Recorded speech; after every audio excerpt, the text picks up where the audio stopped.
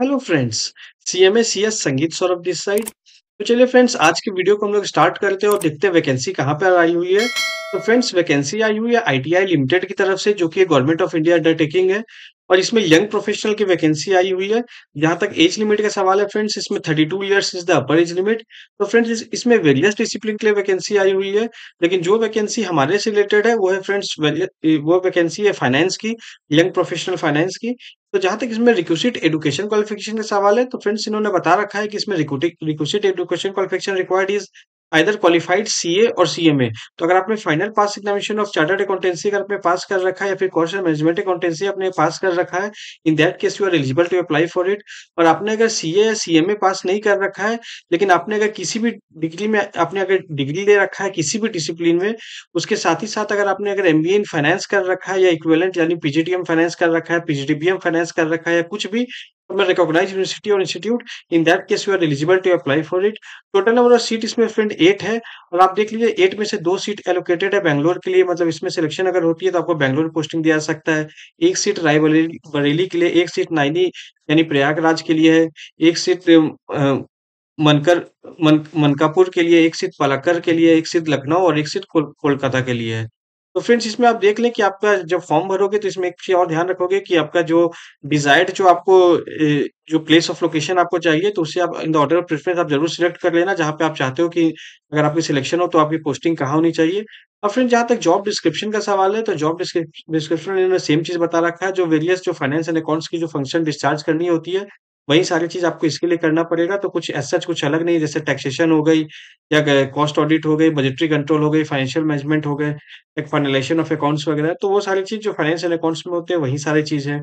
और फ्रेंड, जहां तक आपका टर्म्स ऑफ एंगेजमेंट का सवाल है, तो फ्रेंड्स ये एक एफटीसी कॉन्ट्रैक्ट कॉन्ट्रैक्ट है, मतलब फिक्स टर्म कॉन्ट्रैक्ट के बेसिस पे आपको एब्जॉर्ब किया जाएगा। ये आपकी परमानेंट वैकेंसी नहीं है, ये फिक्स्ड कॉन्ट्रैक्ट है। तो एक चीज तो ये आप ध्यान पे रखें। जहां तक प्लेस ऑफ पोस्टिंग का सवाल है, तो place of posting will be at anywhere in India. तो जैसा कि मैंने आपको पहले ही बता दिया कि 8 सीट आप देखोगे, तो from extreme north to extreme south हर जगह इनका प्लेस ऑफ पोस्टिंग दिया हुआ है, अलग अलग जगह का। तो आपकी जो इसमें जो ट्रांसफरेबिलिटी जो क्लॉज रहेगी, that will be on all India basis. और फ्रेंड, जहाँ तक रेम्यूनरेशन का सवाल है, तो उन्होंने बता रखा है ₹60,000 पर मंथ इन्होंने रेम्यूनरेशन बता रखा है। तो ये ₹60,000 आपको पर मंथ दी जाएगी। और जहाँ तक लीव का सवाल है, तो उन्होंने बता रखा है कि 12 डेज़ का आपको कैज़ुअल डे आपको दिया जाएगा। तो 1 साल में आपको 12 दिन तक के आपकी लीव की एंटाइटलमेंट रहेगी। और 12 दिन से ऊपर की अगर आप लीव लेते हो, in that case that would be treated as LWP, that is leave without pay. और एक चीज़ उन्होंने और बता रखा है कि आपको प्रोबेशन पीरियड पे 3 मंथ के प्रोबेशन पीरियड पे रखा जाएगा। 3 मंथ के प्रोबेशन के बाद ही माना जाएगा कि आप रेगुलर कॉन्ट्रैक्ट में आप आ चुके हो।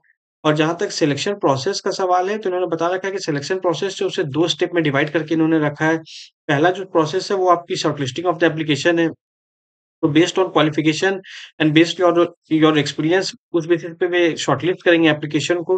और फिर जो शॉर्टलिस्टेड एप्लीकेशन होंगे, उसे फिर वे लोग बुलाएंगे for the purpose of group discussion and personal interview. यानी जीडीपीआई के लिए वे सारे लोगों को नहीं बुलाएंगे, सिर्फ वही लोग जो कि स्टेज 1 को क्वालीफाई करेंगे, मतलब कि जिन्हें शॉर्टलिस्ट किया जाएगा, सिर्फ शॉर्टलिस्टेड लोगों को ही जीडीपीआई के लिए बुलाया जाएगा।